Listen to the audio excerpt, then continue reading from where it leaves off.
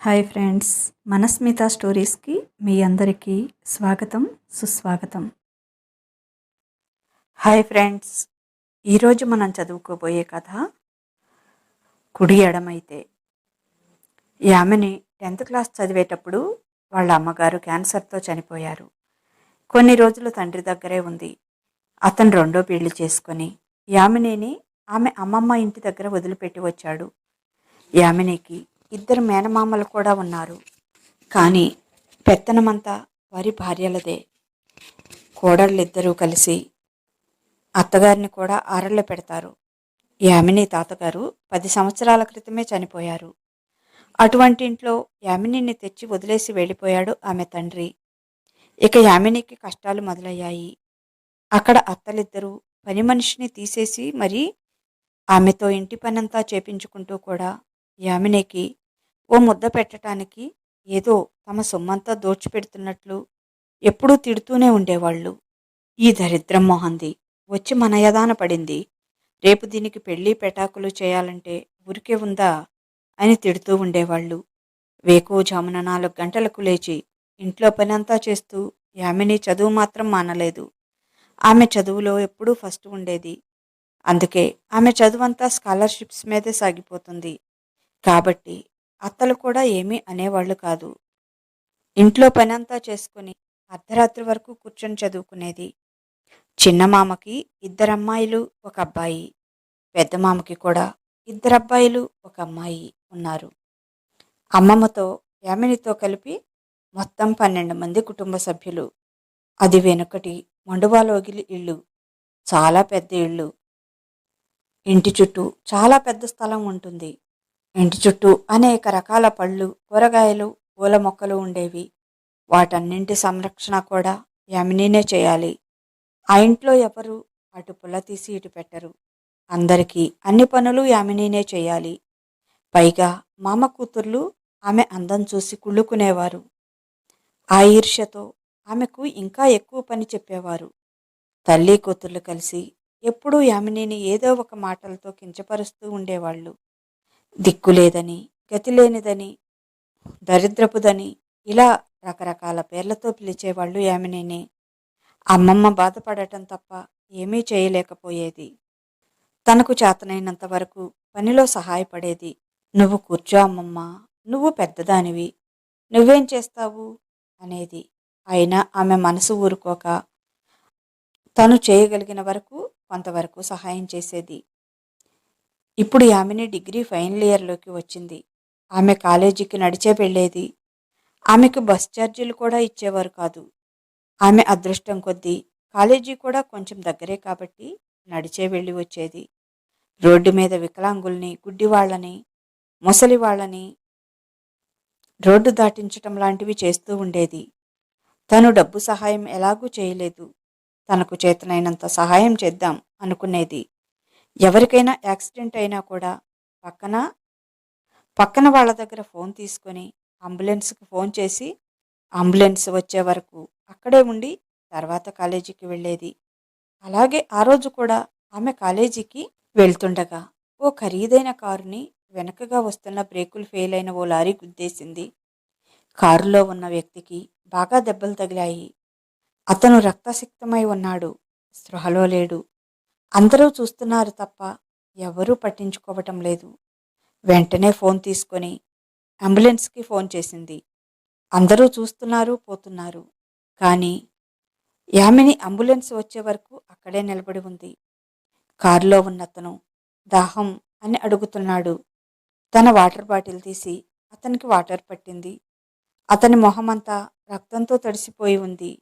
ఆమె చేతిని అలాగే గట్టిగా పట్టుకొని మళ్లీ స్పృహ కోల్పోయాడు అతను. అంబులెన్స్ వచ్చి అతన్ని కారులో ఎక్కించారు. అతను అప్పటికి యామిని చేయి వదలలేదు. మీరు కూడా రండి మేడం అన్నారు వాళ్ళు. తనకు తెలియకుండానే అంబులెన్స్లో ఎక్కి కూర్చుంది. హాస్పిటల్కి వెళ్ళి అతన్ని థియేటర్లోకి తీసుకెళ్ళాక తను వెనక్కి తిరిగి కాలేజీకి వెళ్ళిపోయింది.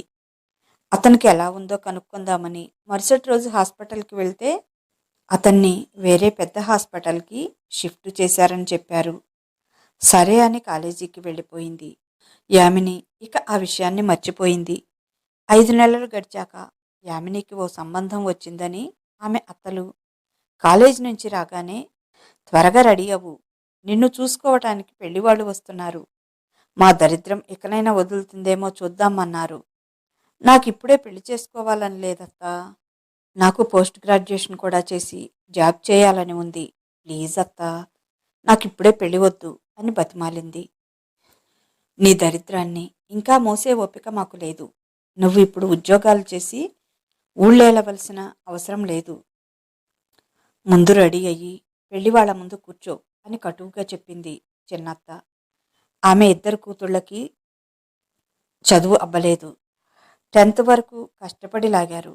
10thలో తప్పి ఇక మా వల్ల కాదని ఇంట్లో కూర్చున్నారు. ఎప్పుడూ ఫోన్ చూసుకుంటూ, టీవీలో సీరియల్స్ చూసుకుంటూ, సోది కబుర్లు చెప్పుకుంటూ ఉంటారు.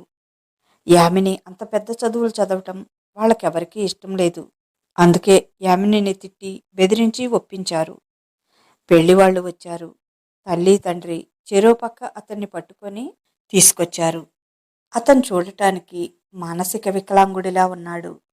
మూతి వంకర పోయి సొల్లు కార్చుకుంటూ కుంటుకుంటూ ఎటో చూస్తూ ఏదో గొణుక్కుంటూ అదో రకంగా నడుస్తున్నాడు. అతన్ని చూసి చాలా సంతోషపడ్డారు యామిని అత్తలు, వారి కూతుళ్ళు. దీన్ని తిక్క కుదిరింది, భలే వాడొచ్చాడు, అందగత్తెను అని దీనికి పొగరు. ఆ పొగరంతా ఈ దెబ్బతో దిగిపోతుంది అని చంకలు గుద్దుకున్నారు.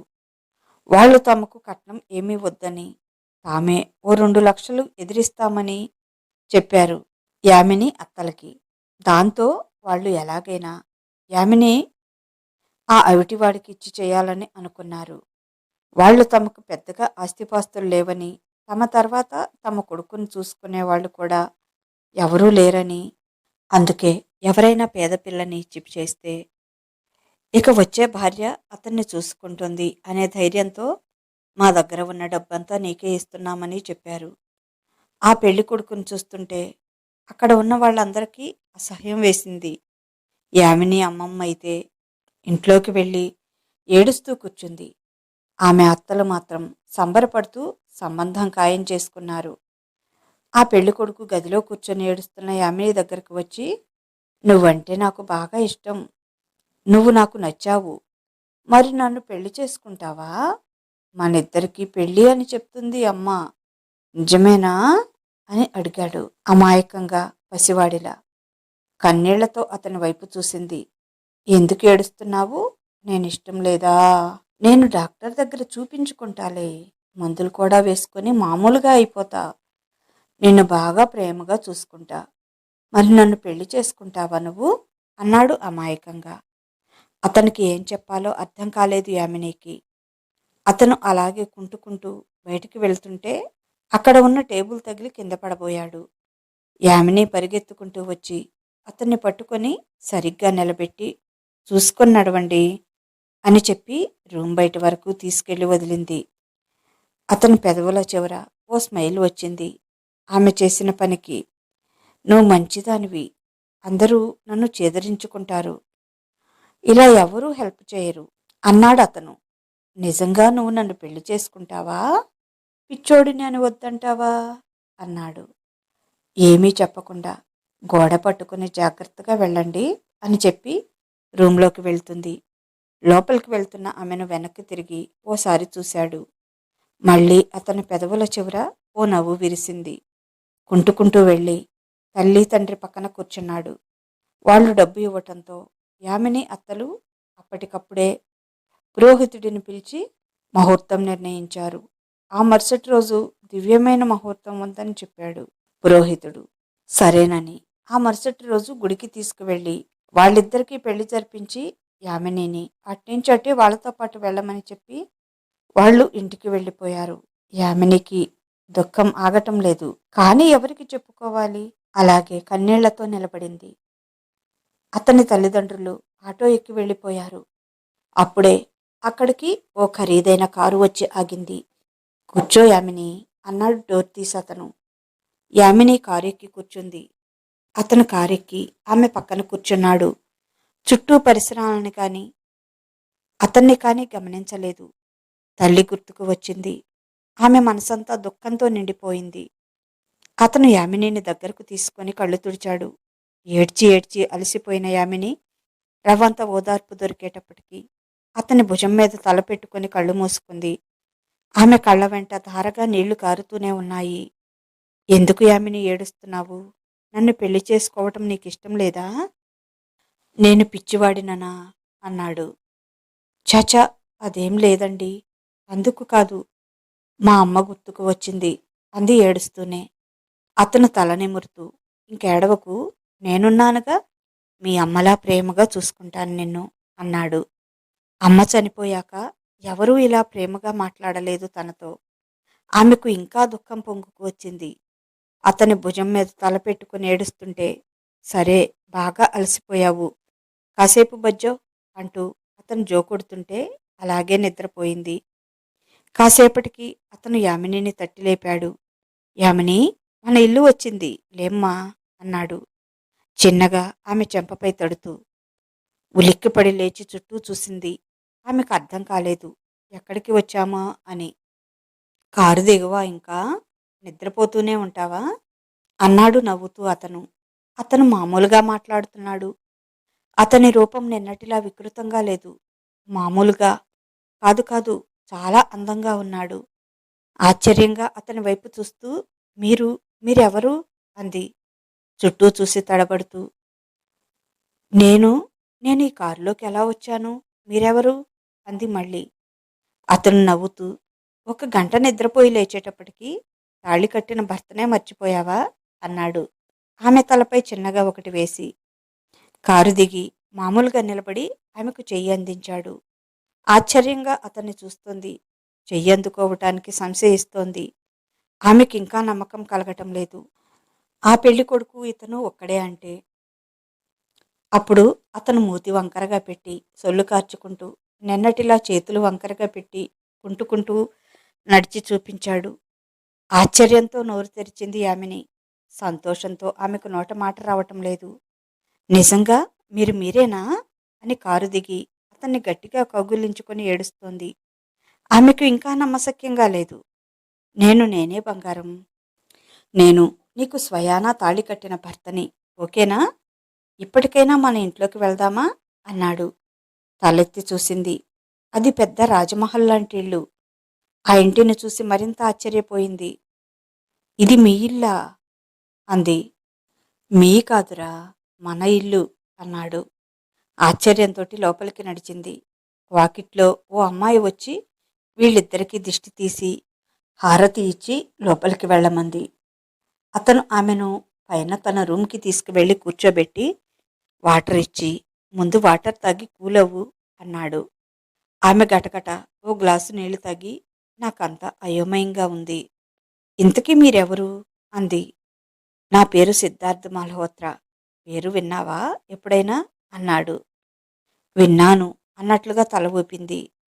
ఈ మధ్య మా కాలేజీలో క్యాంపస్ సెలక్షన్స్కి మీ కంపెనీస్ వచ్చాయి. అప్పుడు విన్నాను. అంటే మీరు సిద్ధార్థ్ మల్హోత్రా గారా అంది ఆశ్చర్యపోతూ. Yes, I'm Siddharth Malhotra. నువ్వు నా భార్య యామిని సిద్ధార్థ్ మల్హోత్రావి. మరి మీరు నిన్న అలా అంది ఇంకా అయోమయంగానే. మర్చిపోయాను, అత్తయ్య మామయ్య అయ్యారి అంది. హలో బేబీ, నేను వివరంగా చెప్తాను కానీ మరీ అంత టెన్షన్గా ఫీల్ అవ్వకు. ఫస్ట్ ఆఫ్ ఆల్, వాళ్ళు నీ అత్తయ్య మామయ్య కాదు. నా పేరెంట్స్ ఇక్కడ లేరు, స్టేట్స్లో ఉన్నారు. వాళ్ళు డ్రామా ఆర్టిస్ట్స్ అన్నాడు. ఇంకా అయోమయంగా అనిపించింది యామినికి. ప్లీజ్, ఇదంతా ఏంటి? మీరు ఇంత గొప్పవారై ఉండి నాలాంటి దాన్ని ఎందుకు పెళ్లి చేసుకున్నారు? అది కూడా అంత విచిత్రమైన వేషంతో వచ్చి అంది యామిని. నేను గొప్పవాణ్ణి అని చెప్తే మీ వాళ్ళు నిన్ను నాకిచ్చి పెళ్లి చేస్తారా అన్నాడు. అస్సలు చేయరు అంది. అందుకే అలాంటి వేషం వేసుకుని వచ్చాను. ఆ నాటకాన్ని రక్తి కట్టించటానికి అమ్మా నాన్నని కూడా అరేంజ్ చేశాను అన్నాడు ఆమె భుజం చుట్టూ చేయి వేసి దగ్గరకు లాక్కుంటూ. అదే ఎందుకు? అసలు నేను మీకు ఎలా తెలుసు? అయినా మీరు ఇంత నాటకం ఆడి పెళ్లి చేసుకోవలసిన అంత గొప్పదాన్ని కాదు నేను అంది. నేను ఇప్పటికిప్పుడు మీ ఇంటికి రాలేదు. నిన్ను నిన్ననే చూడలేదు. నేను నిన్ను చూసి 5 నెలల 23 రోజుల 16 గంటలయింది అన్నాడు. ఆశ్చర్యంగా చూసింది అతని వైపు. అవును, 5 నెలల క్రితం నువ్వు కాలేజీకి వెళ్ళేటప్పుడు ఓ యాక్సిడెంట్ జరిగింది, గుర్తుందా? నువ్వే అంబులెన్స్కి ఫోన్ చేసి యాక్సిడెంట్ అయిన పర్సన్తో హాస్పిటల్ వరకు వచ్చావు. అతనికి దాహానికి నీళ్లు కూడా అందించావు, గుర్తుందా? అన్నాడు. బాగా గుర్తుంది. మరుసటి రోజు నేను హాస్పిటల్కి కూడా వెళ్ళాను, అతనికి ఎలా ఉందో చూద్దామని. కానీ అతను వేరే పెద్ద హాస్పిటల్కి షిఫ్ట్ అయిపోయాడట అంది యామిని. అతను మీకు తెలుసా? అతనికి ఇప్పుడు ఎలా ఉంది? కోలుకున్నాడా? బాగా దెబ్బలు తగిలాయి పాపం అంది యామిని జాలిగా. నీ చేతి చలువతో బ్రహ్మాండంగా కోలుకున్నాడు. హాస్పిటల్కి తీసుకురావటం అరగంట ఆలస్యం అయితే ప్రాణాలు దక్కేవి కాదు అని చెప్పాడట డాక్టర్స్. అలా ఆ రోజు నువ్వు నిలబెట్టిన ప్రాణమే ఈరోజు నీ భర్తగా నీ ముందు నుంచుంది అన్నాడు. ఆశ్చర్యంతో అతన్ని చూసింది. మీరేనా అది? మీకు అంతా బాగైపోయిందా అంది సంతోషంగా. ఓ, బ్రహ్మాండంగా బాగైపోయింది ఈ దేవత చలువ వల్ల. ఆమె చేతులు రెండూ పట్టుకొని, నేను కోలుకున్న వెంటనే నీ గురించి ఎంక్వైరీ చేశాను. నీ గురించి మొత్తం తెలుసుకున్నాను. నువ్వు కాలేజీకి వెళ్ళేటప్పుడు, తిరిగి ఇంటికి వెళ్ళేటప్పుడు ప్రతిరోజు నిన్ను ఫాలో అయ్యేవాడిని. నువ్వు నాకే కాదు, చాలామందికి సాయం చేస్తావని తెలుసుకున్నాను. నీ మంచి హృదయం గురించి తెలుసుకున్నాను. నిన్ను పెళ్లి చేసుకోవాలి అనుకున్నాను. నీ ఇంటి పరిస్థితులను క్షుణ్ణంగా తెలుసుకొని, నేను వస్తే నువ్వెక్కడ సుఖపడతావో అని మీ అత్తలు నిన్ను నాకు ఎట్టి పరిస్థితుల్లోనే ఇచ్చి పెళ్లి చేయరు అని తెలుసుకొని, పెళ్ళిళ్ళ పేరయ్యతో ఈ విధంగా ట్రై చేశాను. నా పథకం ఫలించింది. ఈ దేవత నా జీవిత భాగస్వామి అయ్యింది అన్నాడు ఆమెను దగ్గరకు లాక్కొని ముద్దు పెట్టుకుంటూ. అంతా ఏదో సినిమా కథలా ఉంది అంది ఆశ్చర్యంతో యామిని. ఇది సినిమా కథ కాదు బంగారం, మన జీవిత కథ అన్నాడు నవ్వుతూ సిద్ధార్థ్. 10 రోజుల తర్వాత సిద్ధార్థ కారు డ్రైవర్ ఓ ఇన్విటేషన్ తీసుకువెళ్ళి యామిని అమ్మమ్మ గారి ఇంట్లో ఇచ్చాడు. దానితో పాటు అందరికీ బట్టలు, గిఫ్ట్స్ కూడా ఇచ్చాడు అతను. రేపు మా చిన్నబాబు గారికి, చిన్న మేడం గారికి రిసెప్షన్ జరుగుతోంది. మిమ్మల్ని అందరినీ తప్పకుండా రమ్మని చెప్పారు అని చెప్పి, మిమ్మల్ని చిన్న మేడం గారు ఇంటికి తీసుకురమ్మన్నారమ్మా అని చెప్పి యామిని అమ్మమ్మని తీసుకొని వెళ్ళిపోయాడు. ఇంతకీ వాళ్ళ చిన్నబాబు ఎవరు? వాళ్ళ చిన్న మేడం ఎవరు? వాళ్ళు మనకెందుకు స్వయంగా ఆహ్వానం పంపించారు? ఈ ఇన్విటేషన్ చూస్తే ఎవరో గొప్పవాళ్ళదిలాగా ఉంది. అంత గొప్పవాళ్ళు మనకి ఈ ఇన్విటేషన్, ఈ గిఫ్ట్స్ ఎందుకు పంపిస్తారు అని ఆలోచిస్తూ ఇన్విటేషన్ తెరిచి చూశారు. దానిలో సిద్ధార్థ్ మల్హోత్రా, యామిని మల్హోత్రా అనే పేర్లు చూసి అదిరిపోయారు. యామినిని చేసుకున్నది ఆ పిచ్చోడు కదా. పేరేంటో చెప్పారు, సుబ్బయ్య, సింగయ్య అనో. వాళ్ళకి అసలు ఏమీ లేదు కదా. ఆ సంపాదించుకున్న కాస్త సొమ్ము మాకే ఇచ్చారు. మరి ఇంత గొప్పగా రిసెప్షన్ ఎలా జరుపుకుంటున్నారు? అయినా ఆ పిచ్చోడికి రిసెప్షన్ అవసరమా? సొల్లు కార్చుకుంటూ వాడు వాడి మొహం అని నవ్వుకున్నారు. అసలుకైతే రిసెప్షన్కి వెళ్ళాలి అక్క మనం. వెళ్ళి దాని ఏడుపు కాసేపు చూసి పండగ చేసుకుని వద్దాం అంది యామిని చిన్నత్త. అవును చెల్లి, వెళ్దాం, పిల్లల్ని కూడా తీసుకువెళ్దాం అంది పెద్దత్త. అందరూ కలిసి రిసెప్షన్ జరిగే వెన్యూకి వెళ్ళారు. అక్కడ బయట సిద్ధార్థ వెడ్స్ యామిని అని పెద్ద పెద్ద ఫ్లెక్సీలు వేసి ఉన్నాయి. అతను తమ ఇంటికి వచ్చి యామినిని చేసుకున్న వెళ్ళిన వ్యక్తి కాదు. ఇతనెవరో చాలా అందంగా ఉన్నాడు. వీళ్ళెవరో చాలా కోటీశ్వర్లు అనుకుంటా. ఇంత గొప్పగా రిసెప్షన్ చేసుకుంటున్నారు. ఈ యామిని ఎంత బరి తెగించింది. ఆ పిచ్చోడిని వదిలేసి వాడినెవడినో పెళ్లి చేసుకున్నట్లుంది. దాని పని చెప్తాం రండి, అందరిలో దాని పరువు తీద్దాం అని గబగబా లోపలికి వెళ్ళారు అందరూ. వాళ్ళని చూడగానే గబగబా స్టేజ్ దిగి ఎదురు వచ్చింది యామిని. అత్త, ఏంటి ఇంత ఆలస్యంగా వచ్చారు? రండి రండి అంటూ అత్త కూతుళ్ళని, అత్తల్ని ఆహ్వానించింది. మామయ్య వాళ్ళు రాలేదా అంది. అసలు వాళ్ళ మామయ్యలకి ఇంకా యామినికి పెళ్లి జరిగినట్లే చెప్పలేదు. వాళ్ళ భార్యలు వాళ్ళ నాన్న వచ్చి తీసుకువెళ్ళాడు అని చెప్పారు.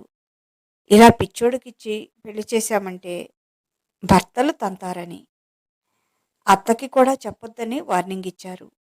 భార్యలు చెప్పిన మాట నిజమే అనుకున్నారు యామిని మామయ్యలు. యామినిని కోపంగా చూస్తూ, ఏంటే నువ్వు చేసిన పని? మొదనష్టపుదానా, ఎంత బరి తెగించావే? పెళ్ళైన వెంటనే ఆ పిచ్చోడిని చంపేశావా ఏంటి? వీడెవడినో తగులుకున్నావు? ఇంతలోనే వీడెక్కడ దొరికాడు నీకు? అంది చిన్నత్త కటువుగా.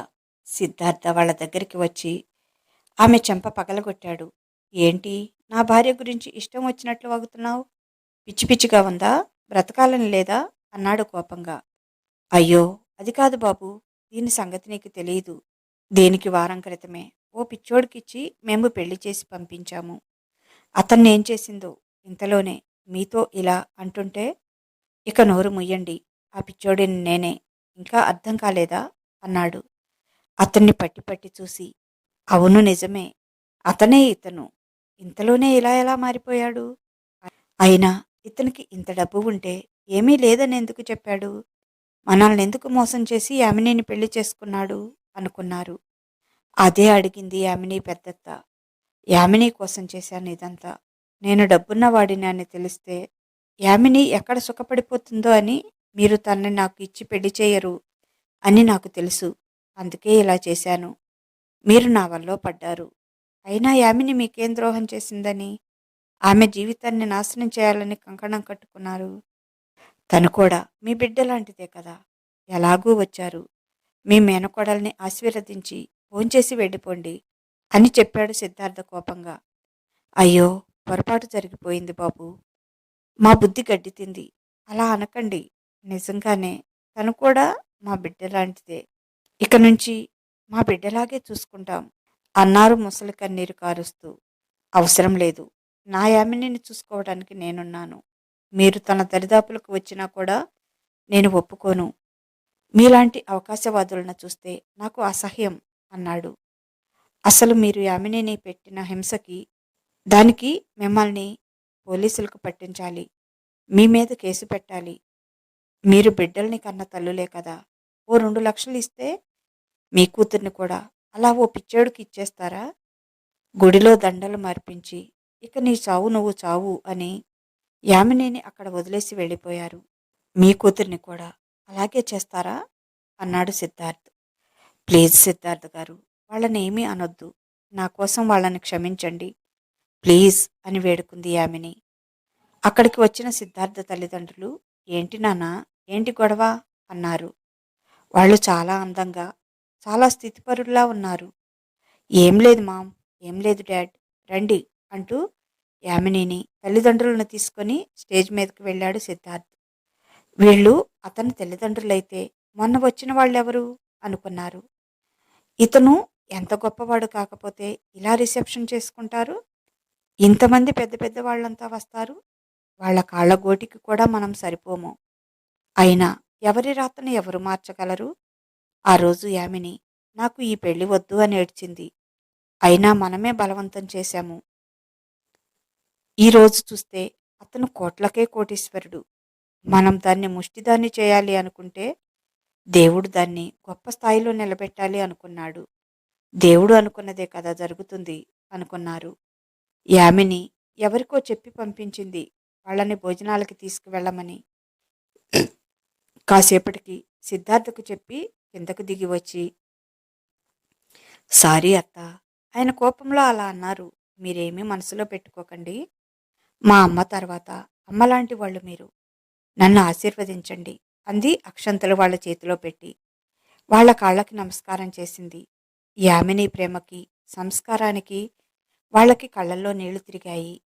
కలకాలం పిల్లా పాపలతో చల్లగా ఉండమ్మా అని దీవించారు. సరే అత్త, అందరూ వెళ్ళి భోంచేసి రండి.